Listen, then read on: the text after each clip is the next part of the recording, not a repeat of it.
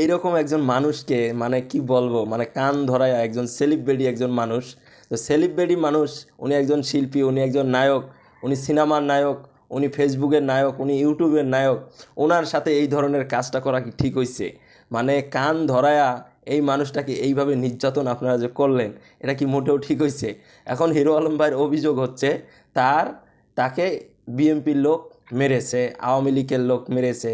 তার অভিযোগের ভাই শেষ নাই। মানে তাকে নিয়ে এখন ভিডিও বানাইলেও ভয় লাগে, কারণ কখন কোন দিক থেকে এসে কে বা পেছন দিক থেকে মাইর দেয় তার কোনো ঠিক নাই। হিরো আলম ভাইকে নিয়ে আসলে বলার মতো আসলে কোনো ভাষাও খুঁজে পাওয়া যায় না। মাঝে মাঝে তার যে পরিস্থিতি আমরা সোশ্যাল মিডিয়ায় দেখি, একজন অভিনেতা, একজন নায়ক, মানে তার সাথে এই ধরনের আচরণ করাটা কি ঠিক হইছে? মানে তাকে কান ধরায়া, মানে এইভাবে, তাও আবার, মানে ভাই বুঝলাম না আসলে কি চলতেছে এগুলো। এখন যাই হোক, হিরো আলম ভাইয়ের নাকি ইউটিউবে ভিউজ কম হইতেছে। ভাই আপনার ভিউজ কম হইলে আমাকে বলতেন, আমি আপনাকে ভিউজ দিতাম। তাহলে বলেন তো, আপনার ভিউজ যদি লাগে, আপনি ভিউজের জন্য, আপনার ইনকাম হচ্ছে না, আপনার ইনকামের জন্য আপনি এইভাবে কান ধরবেন? এইভাবে ভাইরাল হওয়ার দরকার আছে? ভাই আপনাকে বাংলাদেশের মানুষ সবাই চেনে, বিশ্বাস করেন। মানে বাংলাদেশে এমন কোনো মানুষ নাই আপনাকে চেনে না। কিন্তু তারপরও আপনি কেন নিজেকে বারবার এইভাবে ছোট করে মাইর খাইতেছেন? ভাই আমার আসলে মাথায় খেলতেছে না। আপনি কেন এই ধরনের কাজগুলো করতেছেন? আপনি মনে করেছিলেন 2024 সালে স্বৈরাচার যখন দেশ ছেড়ে পালালো, আপনি মনে করেছিলেন এই দেশে স্বাধীনভাবে আপনি কথাবার্তা বলতে পারবেন। এই দেশের মানুষ সবাই ঘুমিয়ে পড়েছে, এই দেশের মানুষ কিচ্ছু বোঝে না, এই দেশের মানুষ ভাত খায় না, ঠিক আছে?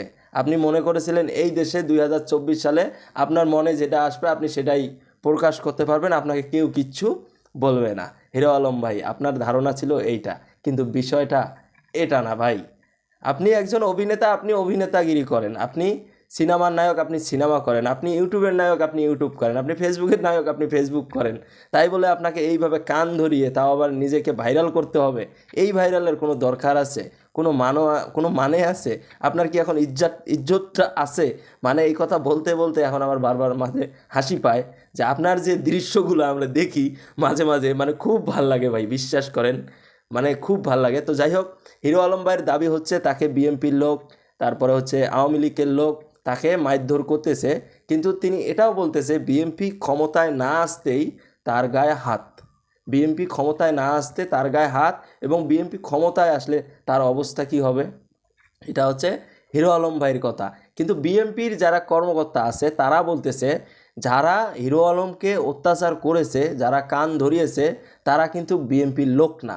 এবং তারা এটাও বলেছে হিরো আলমের বর্তমান কোনো আলোচনা এবং সমালোচনা কোনো কিছু নাই।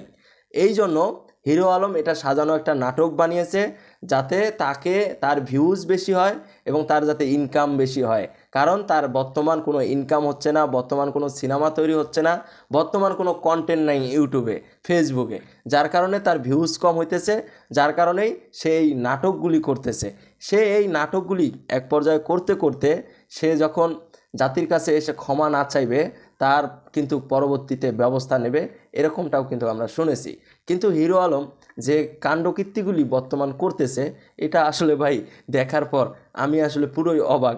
যে তাকে কিছুদিন পর পর আমরা যেটা দেখতেছি, মানে দৌড় দেয়, মানে তার পিছনে যখন কেউ মার দেওয়ার জন্য দৌড় দেয়, মানে সেটাও দেখি আমরা যে, মানে সে অনেক স্পিরিটে দৌড় দেয় এবং তার পেছনে যারা তাকে মার দেওয়া তারাও দৌড় দিতেছে, এবং এক পর্যায়ে দেখি তারা কান ধরতেছে।